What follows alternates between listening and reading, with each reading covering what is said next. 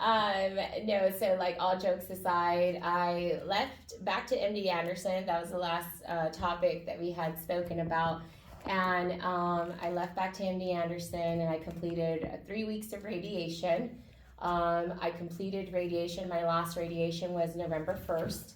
So on November 1st, I officially rang the bell that signified the end of physical treatment. Wow, congratulations. Thank you. Yep. So on that day, I heard the words, you're a breast cancer survivor. All the emotions, obviously, because at that time you are excited to be done.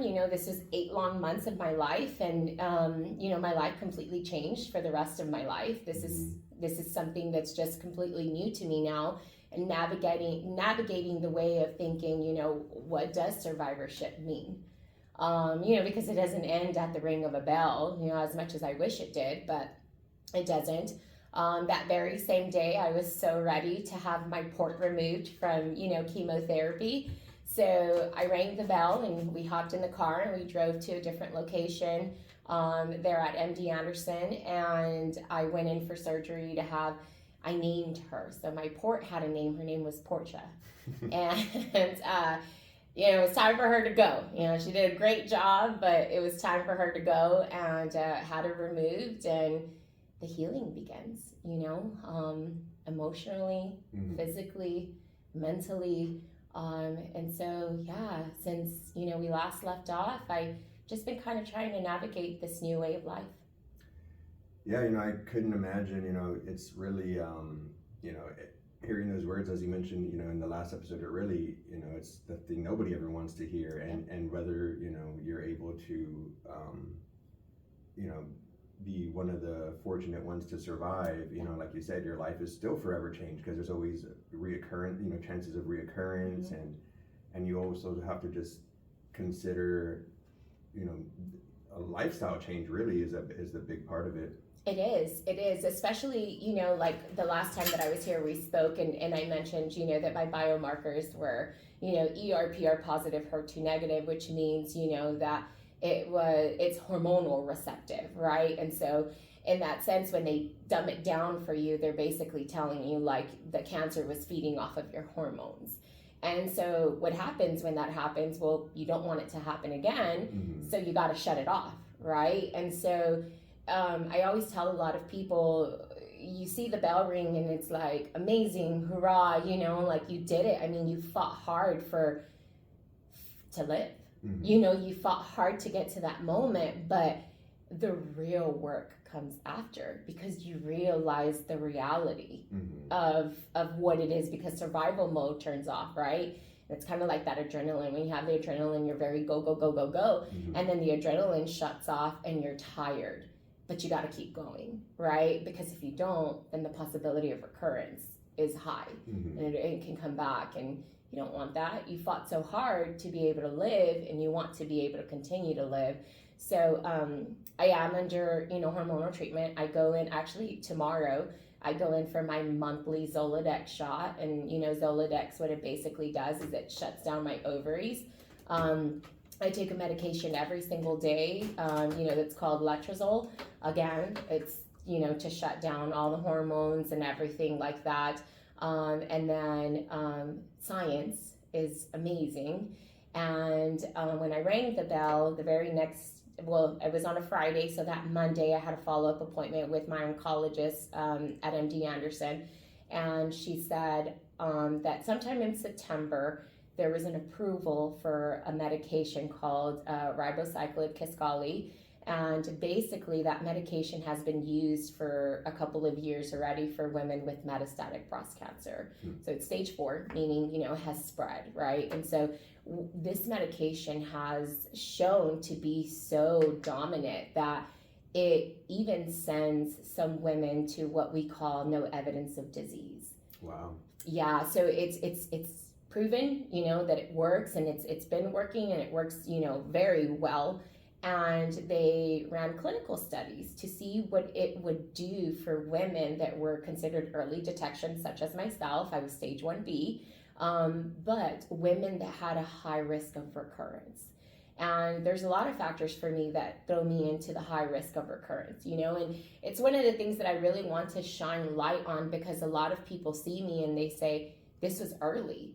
Why do you have to do all of this? Like, it should have already stopped. But the reality is that when it comes down to a breast cancer diagnosis, because I can only speak for breast cancer since it's what I've become more aware of, the reality of it is that it doesn't really come down to when they look at treating you for recurrence, it doesn't come down to how early it was caught and not. It comes down to what was that tumor doing? What could it have done?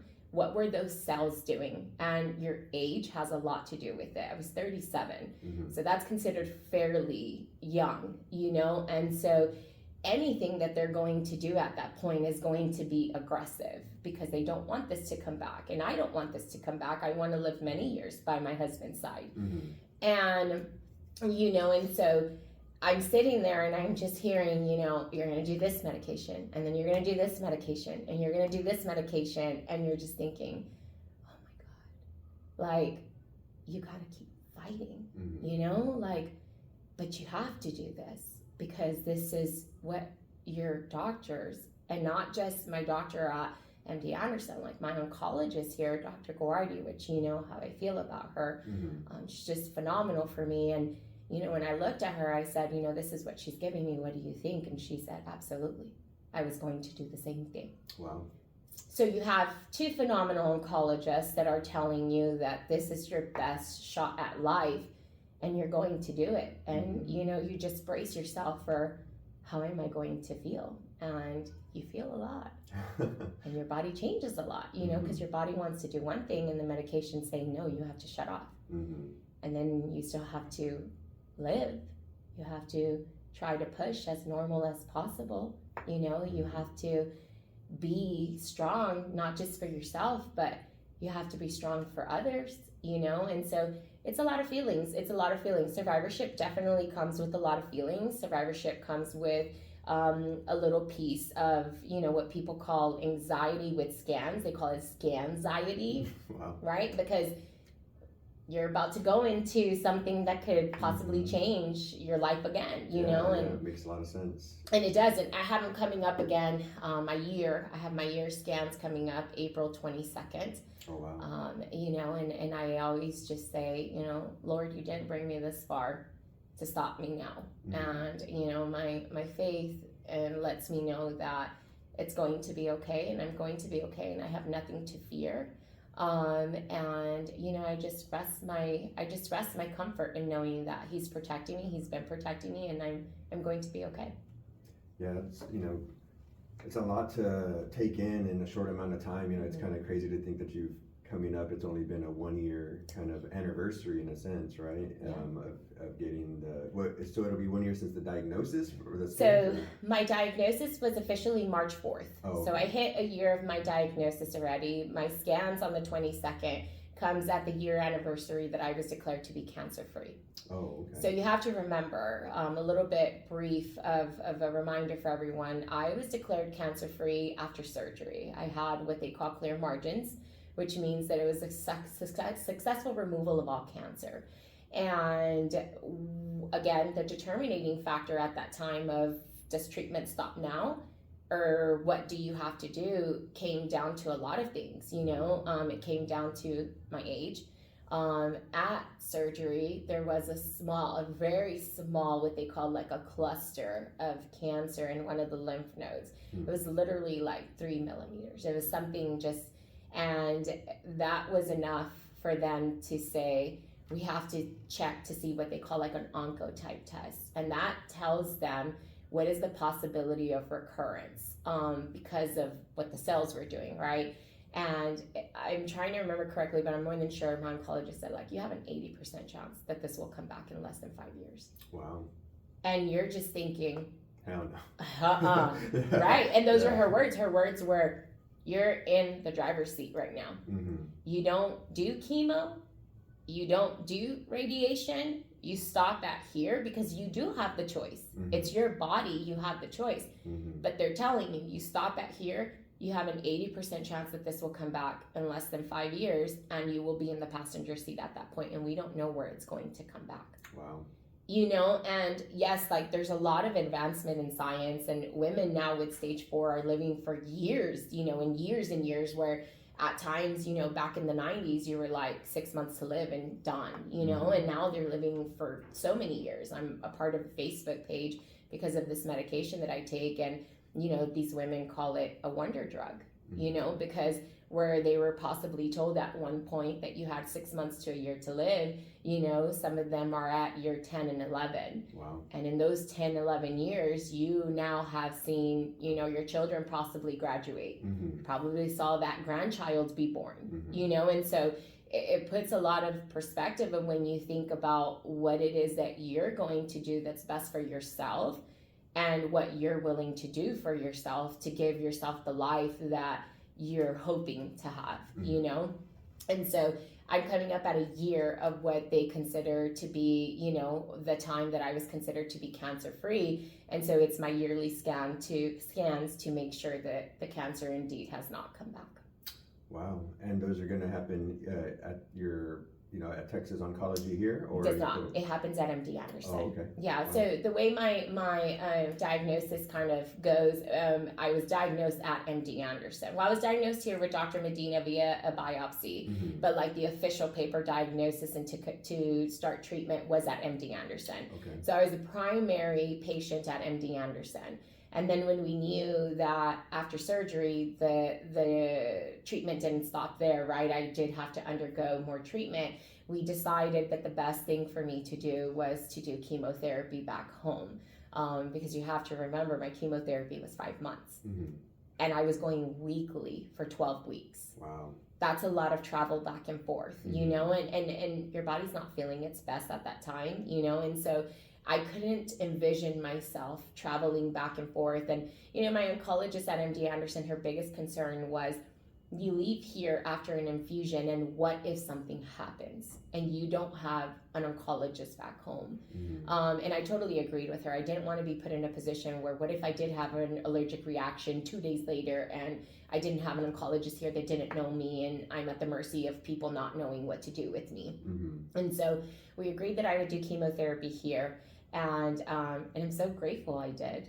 I'm so grateful I did, because it put me in the hands of Dr. Guardi at Texas Oncology and the phenomenal staff there. And, I walk into that building with such a smile in my face, and I have such a sweet spot. Everybody there is phenomenal. Everybody there is just great. But I have such a sweet spot for 2 nurses there in particular, Nurse Elvia and Nurse Elvia, because they carried me through some of the roughest times in my life, and they're just such great people. They greet you with such beautiful smiles, and they just make your day so much better in such in such a bad scenario. And I'm excited to see them tomorrow. They're like my happiness when I go in, obviously besides Dr. Guardi. So I'm grateful, because it opened me up to this world where I got to meet all of these phenomenal people down here, and it allows me to open up about them and allow people to know about these great oncologists, especially with the foundation.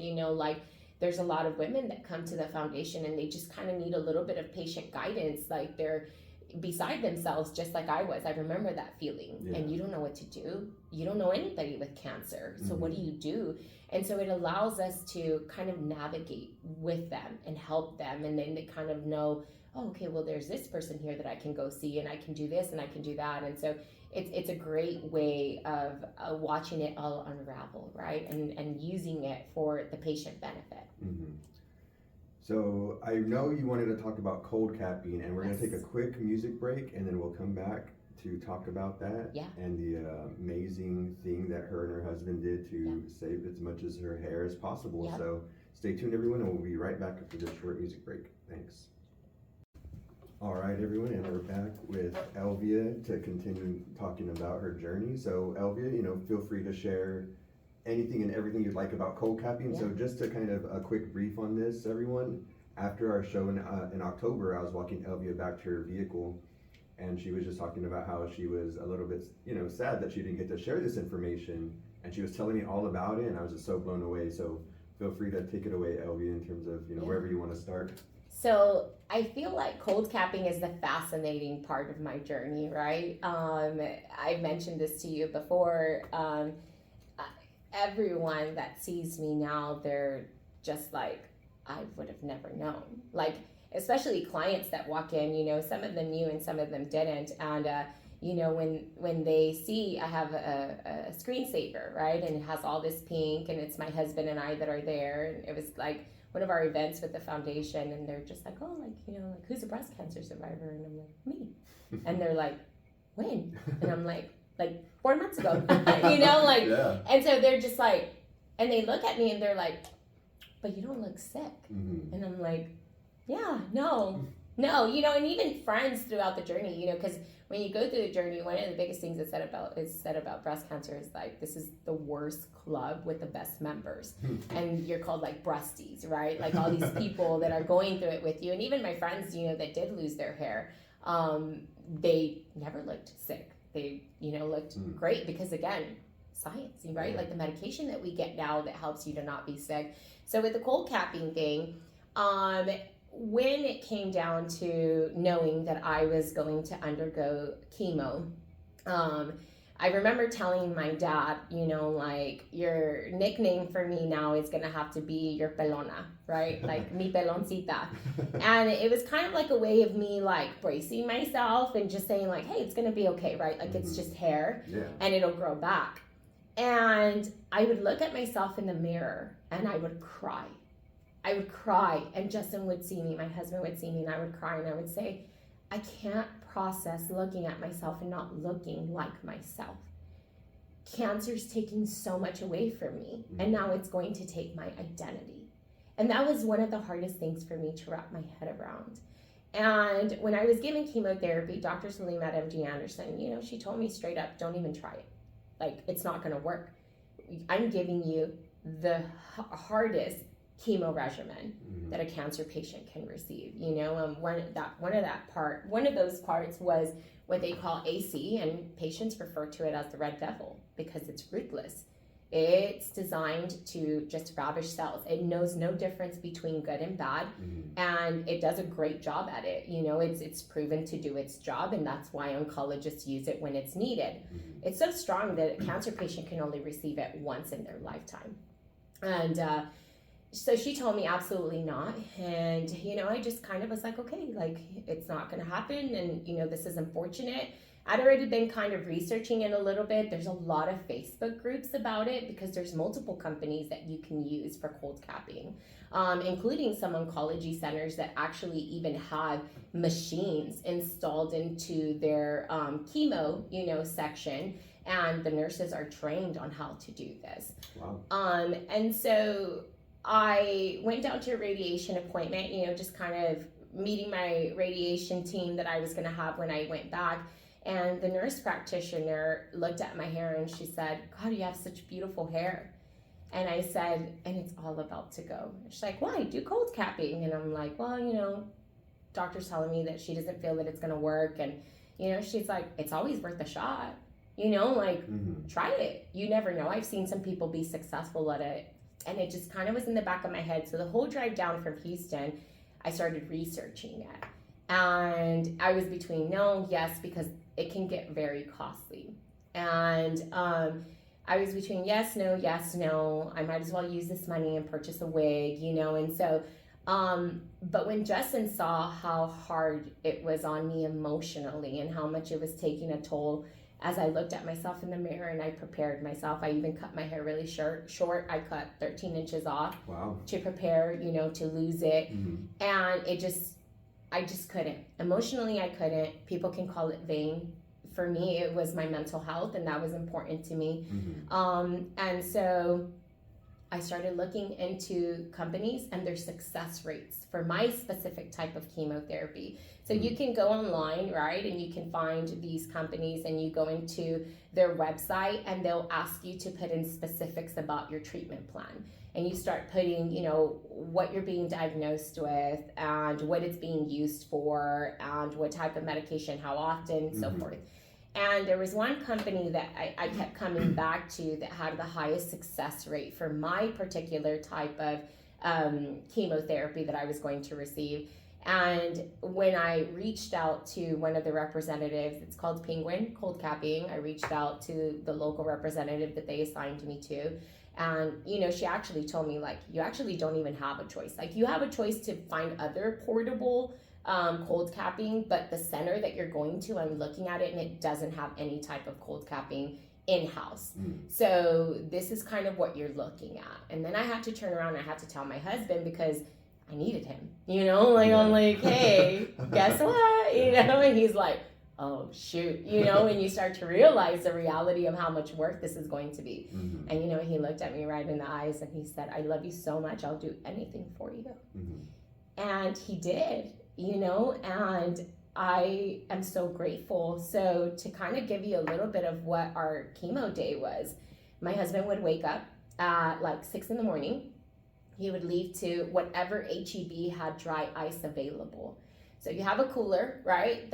You rent, because it's a rental, you rent the equipment, and the equipment consists of 3 caps, 3 straps, a thermostat, and right, thermostat, yes, okay, and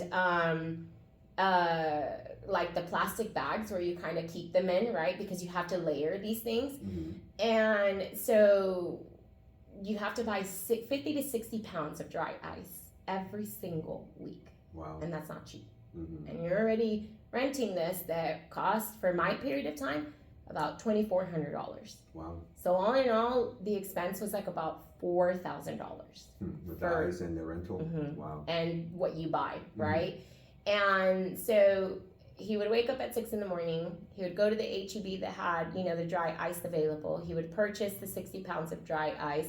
Meanwhile, I'm getting up and I'm, you know, preparing myself for the day, right? I'm packing all of the stuff that they have you pack. So you kind of pack, sometimes some people pack like panty liners because you're protecting your forehead and your ears from the cold.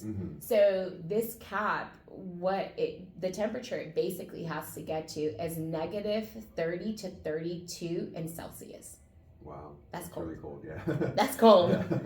And the first 8 minutes are brutal. They're brutal. So the way it's outlined is you get to chemo and you're in the back and they access your port, right, to begin what they call pre-meds, right? So they access your port, they begin pre-meds, and at that time, we would begin what we would call the pre-setup. And so what it consists of is you do 1 cap for 20 minutes, right? And then you do another cap for 20 minutes.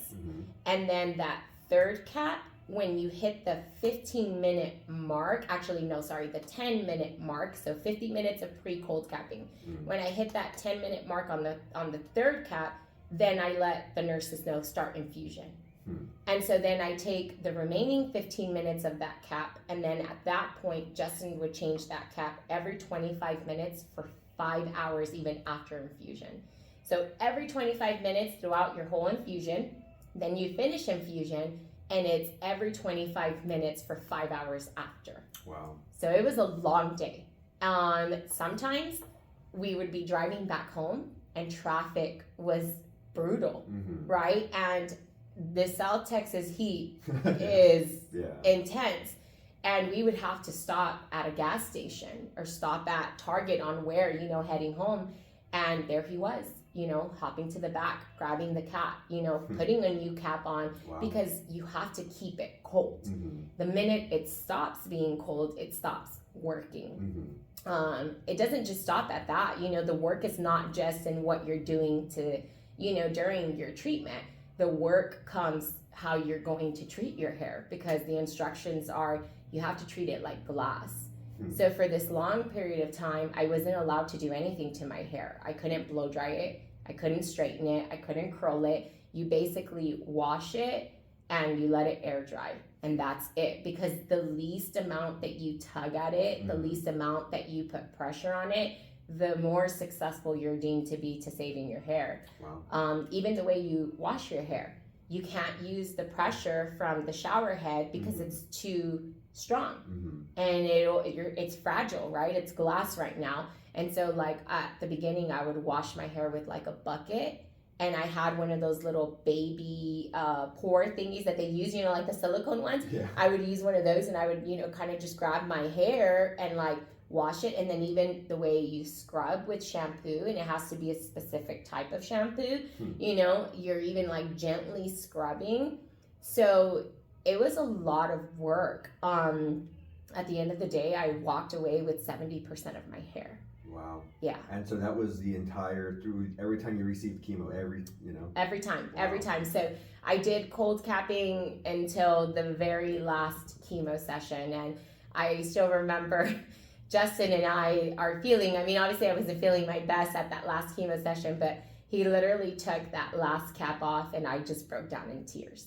And he was like, I want to cry. And I'm like, and I'm looking at him and I'm like, thank you for your sacrifice. Like, thank you for everything you just did for me. Because, it gave me a sense of normalcy throughout such an ugly time, and your eyebrows obviously go, your eyelashes go, right? Because there's no way. So you can't cold cap those. No, yeah, there's no way. And but you can always put eyelashes on, and you can always, and the hair there actually grows back fairly fast. And so I want to say, like, I was probably without like eyelashes and eyebrows for like 3 weeks at most, because my eyelashes and eyebrows really did not fall out until the very end, and so and then my hair, obviously I had it the whole time, and so that made it super helpful in the sense of feeling that mental, like just peace, right? Like looking at myself and recognizing myself. There's so many cold capping groups, like I mentioned to you. You go into social media and you put whatever it is that you're taking. Like for instance, now ribociclib, right? I put it in the search bar, and there's a bunch of groups, support groups. And I'm a super like advocate of support groups, because these are women or men, that are going through this, and they have so much to offer. Not medical advice, because that's not what I go on there for. I go on there for like, if I'm feeling something and someone else has felt it, okay, it kind of gives me a guide on what I could possibly do to help that symptom or to help. So like during cold capping, how I mentioned to you, you can't really scrub your head because you have to be fragile with it. And so not scrubbing your head means not really cleaning your scalp. And you're already only washing it 1 time a week. Wow. That's dirty. It's dirty. And buildup starts to happen because of it. And that's even worse, because then when it does want to come off, it's going to pull the follicle. It's stuck. So, I go on this page, and it's literally the cold capping page. That's a support group, and there's like 20,000 plus people on there. Wow. Yeah. And, these women are like, use this shampoo. You can use this shampoo. It's Aveeno, and it has, apple cider vinegar in it, and it's going to help clean your scalp. And that was like a savior. Wow. It would clean out my scalp really good, and it would allow the hair, to stay in its place. And so I got that great tip from there when my hair started to grow, because like that's crazy. I went through chemotherapy the 5 months, right? When I got to my hairdresser and I asked her, hey, really take a look at my scalp. I can actually get a haircut now, because you can get a haircut. You can do a small trim, but even that was scary. And I go to her and I'm like, hey, can you take a look at my scalp? Tell me if I have any bald spots. And she said, you have 0. Wow. No bald spots whatsoever. And the way we determined the percentage that I kind of kept of hair was that I did have a little bit of thinning in some areas, right? But you couldn't even see it. Most of it was under. And I feel like it was under there because the cap couldn't really get there. Yeah, that makes sense. The main cold part, is obviously in the front and, towards the areas, but towards the back part, it struggled to get the temperature there. And so she's going through everything. She's looking at it. No bald spots, a little bit of thinning. You roughly kept like about 70% of your hair. I'm just like, beside myself and shocked. And I said, how much do you feel that my hair grew? And she's like, it grew like about 4 or 5 inches. Wow. Yeah. From that 13 you had cut? Yes. Yeah? Wow. Yes. So I'm awesome. like, so basically like an inch a month over the 5 months, yeah. Right? Wow. Yeah. So not only did I not lose my hair, not only did the cold capping protect the hair follicle, it allowed it to continue to grow. Wow. You know, that's remarkable. Yeah, I'm like beside myself when it comes down to that. So I am a huge advocate about cold capping. I always encourage, you know, even current cancer patients when I go into Texas Oncology, you know, the lab team, when I go do my lab work, every time I would go, they would celebrate. You know, they'd be like, oh my God, you know, they would see my hair and I'm like, yeah, like 1 week closer, you know. My oncologist was super like just intrigued by the whole situation. I was her first patient that actually fully successfully cold capped.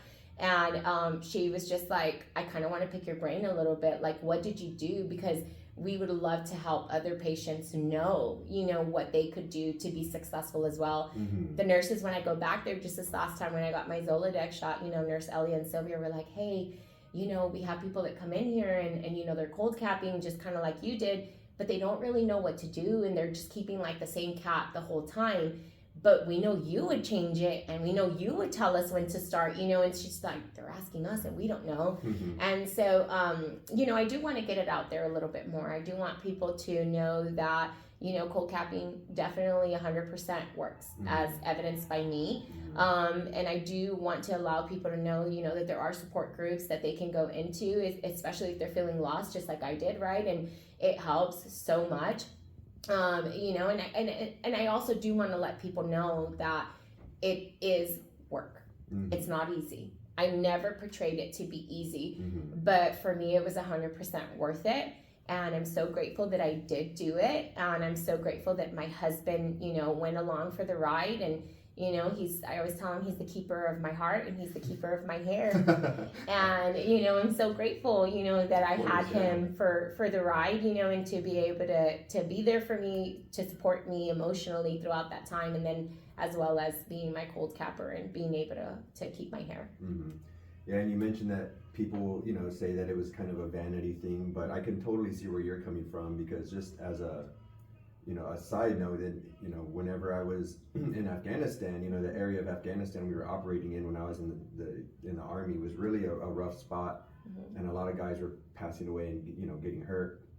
And you know, when you get to Afghanistan, a lot of guys just shave their head because it's hot and you're sweating and you're going to be out there. But I went that complete opposite direction. I was like, man, if I'm gonna die out here, I'm gonna look like a rock star. I'm gonna let my hair grow as long as they're gonna let me grow it before they start yelling at me. Yeah. And it was the same way with the MREs, you know, the meals ready to eat, like the cold prepackaged. Yeah. Whenever I was going through that stuff in Afghanistan, I swore them off. I was like, man, if I'm gonna die out here, I'm not gonna die with MRE in my stomach. So I'll just eat canned food or canned whatever, and of course try to get the hot meals when I can, or when I could. But it's like that one little thing you can control, right? You were put in Afghanistan. That was out of your control. You were assigned there and that's where you had to go. But your little things that you could control that made Ricardo feel like Ricardo was the hair, was the food that you chose to eat. And I couldn't control anything that was happening around me. I couldn't. But that little thing that I could was enough for me to say that I'm going to give it a shot. And you know, states are recognizing it now. You know, like New York, I just read, I want to say maybe like about 3 weeks, a month ago. New York is one of the states that is actually beginning to require insurance companies to cover cold capping for the patient, because that's awesome. One of the things that people need to understand is like, it's not vain, especially when they tell you you're going to do this chemotherapy and this chemotherapy can cause permanent alopecia. That's a doctor telling you you could lose your hair forever.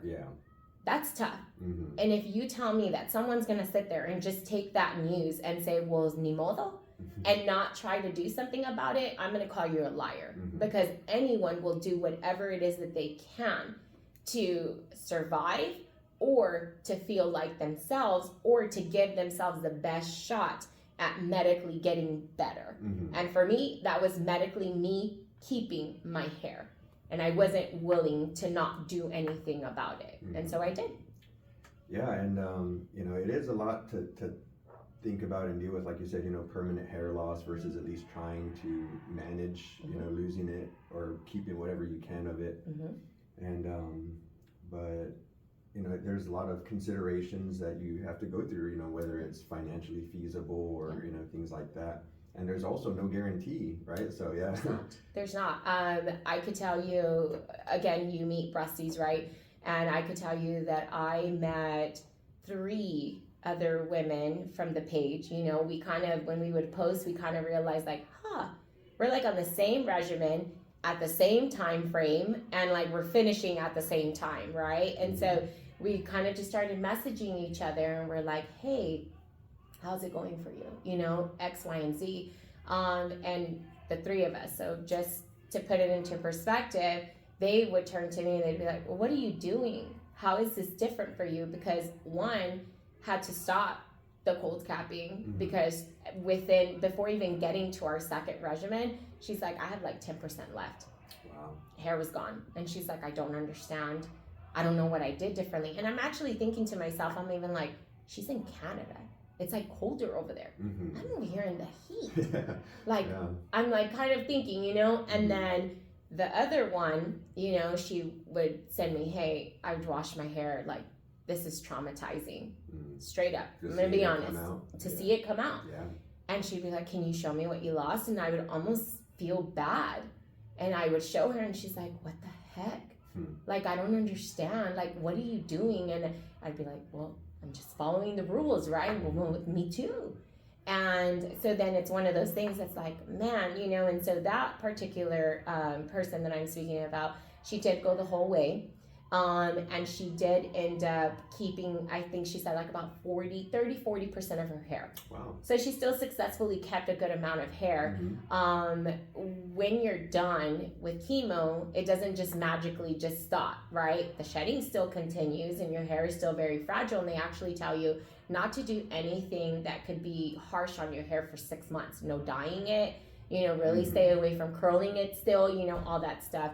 And my hair completely stopped shedding, like literally from one day to the other. It was like my hair just said, done, right? In 8 weeks post-final chemo. Wow. And that person that I'm talking about that still continued and was able to finish, she said she didn't completely stop shedding until like about 13, 14 weeks post-final chemo. Everybody's different. Yeah. It's not like the company will straight up tell you like this is not a guarantee. This is the percentage of what we've seen, and they'll tell you like the percentage of people that they've seen keep 40%, the percentage of people we see keep 70% or more. You know, they'll tell you all that. And so you definitely know the risk that you're taking when you're doing it, and understanding that you're possibly about to invest into something that's just going to amount to nothing. And again, down to it, my husband, when I looked at him and I told him, you know, he said, do not feel any financial responsibility if this doesn't go the way that it does. We're going to give it a shot, and if it is what it is, and you know, and then you're encouraged afterwards, like, contact your insurance company. They possibly will reimburse you, and it's what I did. And, you know, we're getting a document filled out that shows that, you know, one of the main reasons for doing this was to prevent permanent alopecia. And my insurance company has told me that they will reimburse me the rental part, not like the dry ice and the equipment and stuff. But I'm like, I don't care. That's like $2,400, you know?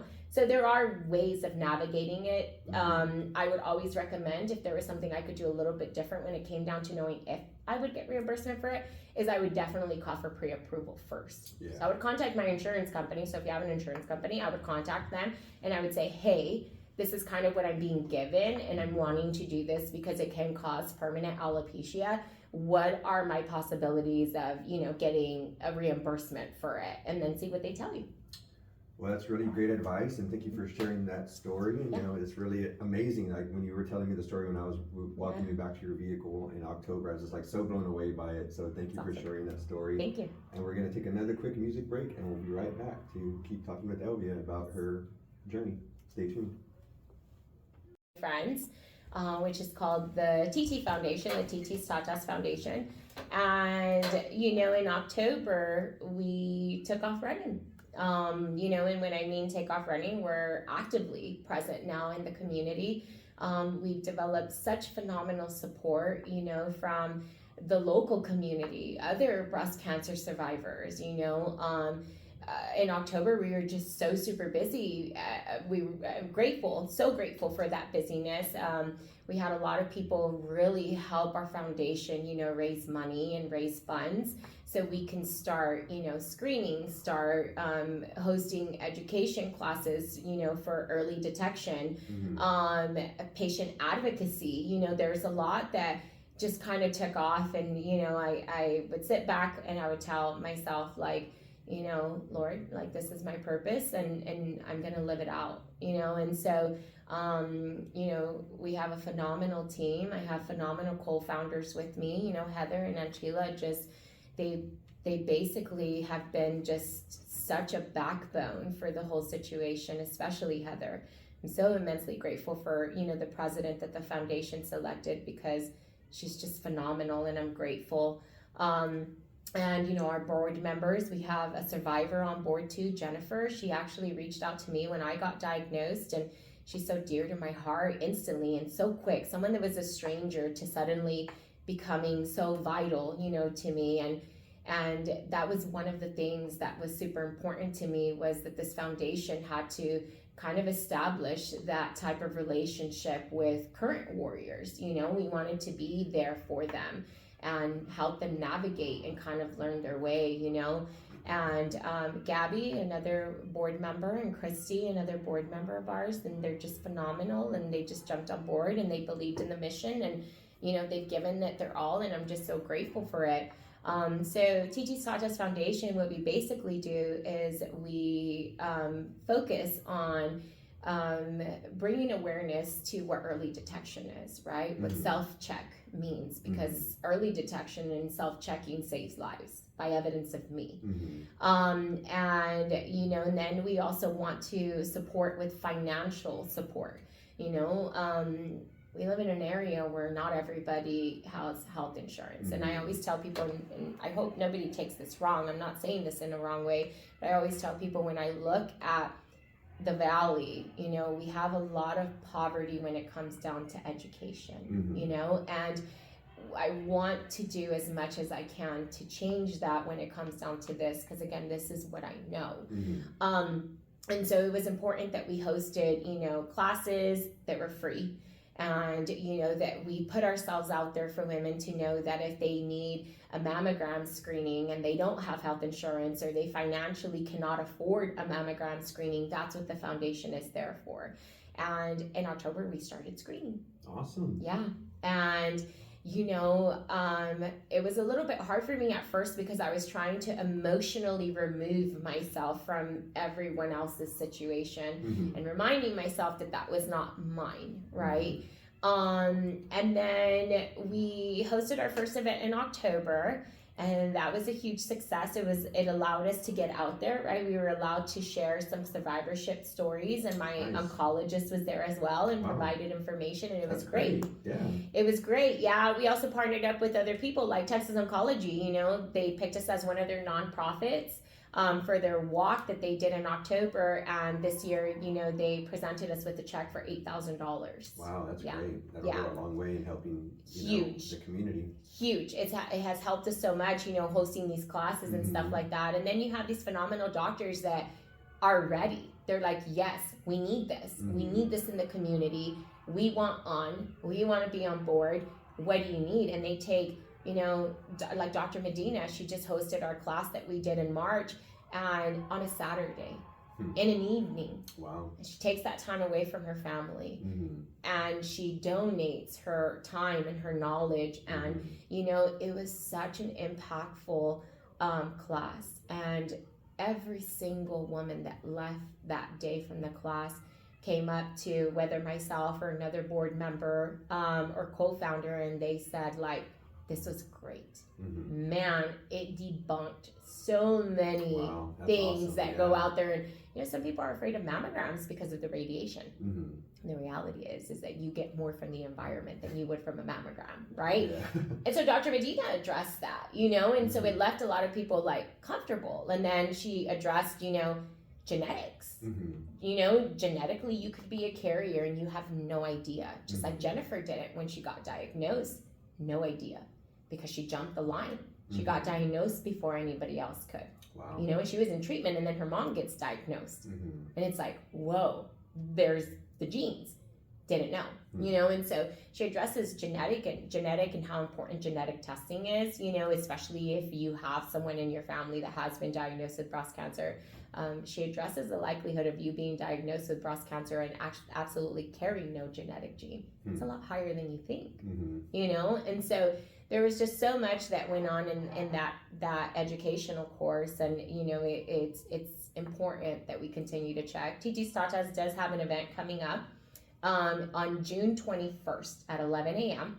at the Tres Lagos Community Center. Oh, wow. Nice. It's completely free. It is a cap. 50 attendees is all we can take. So when we put the QR code out there, we highly encourage women that if they're wanting to attend the class, to reserve their spot. Because once we cap, that's it. Unfortunately, we can't extend. Due to the facility. The facility only being able to hold, you know, those 50 attendees. So that'll be our next one on June 21st. And so the foundation is doing a lot of great things, and I'm so proud. And, you know, who would have thought that little me back in, you know, April, sitting down, you know, in a room that had no one there, and a husband that was asleep, and a mind that was spinning out of control with what she was living, you know, and just a simple, you know, Lord, show me what you need from me, and show me what this purpose is, because clearly you need me for something if you have me here, you know. And he immediately was like, yeah, I do, and this is what it is. And I've fought hard, you know, even through treatment, to fight for others, because it is important. You know, I recently had a lady come to the foundation and was misdiagnosed at first, unfortunately. You know, without saying much about the situation, because that's her story to tell, not mine. You know, she came to me via a client that actually knew I had been diagnosed with cancer. And she came to me and was like, we don't know what to do. I do, you know, and I do know what to do for whoever needs my I do. And, you know, she came into my office on a Friday, and I started helping her. You know, she told me where she wanted to go. I said, I know exactly what you need to do, and I'm going to prepare you. And we did just that, and she was checked into that facility the very next day. Wow. That's amazing. And so treatment starts immediately for her, because at that point she did have a stage 4 diagnosis. Wow. Unfortunately. But you know what? I tell her all the time, she's such an answered prayer for me, because she gives me so much life. To see how positive she is, to see how ready and fight mode, right? Like, it reminds me of Elvia last year in April, right? That's awesome. And I'm like, man, like, she's just so ready to go. And she reminds me of that purpose that God embedded in me, and why our foundation does what it does. She actually reached out to me when we were on our way to Austin. When we went up to the Capitol. Okay, wow. Yeah, so she reached out to me when we were on our way to Austin, and I was very nervous. I don't know if you were. Oh, yeah, of course. I was very nervous, you know, because this is the first time that I actually advocate, right? Like, I'm advocating through the foundation, but this is my comfort zone, right? The Valley is my home, and this is comfortable, and I have these people that are ready and willing, and they're helping me navigate. So good. Then you put, you know, Capitol, and you're like, whoa. Yeah, going into all those offices is definitely, you know, I don't think intimidating is the right word, but it's definitely outside the comfort zone, you know, in terms of like what we're used to doing, right? Yeah.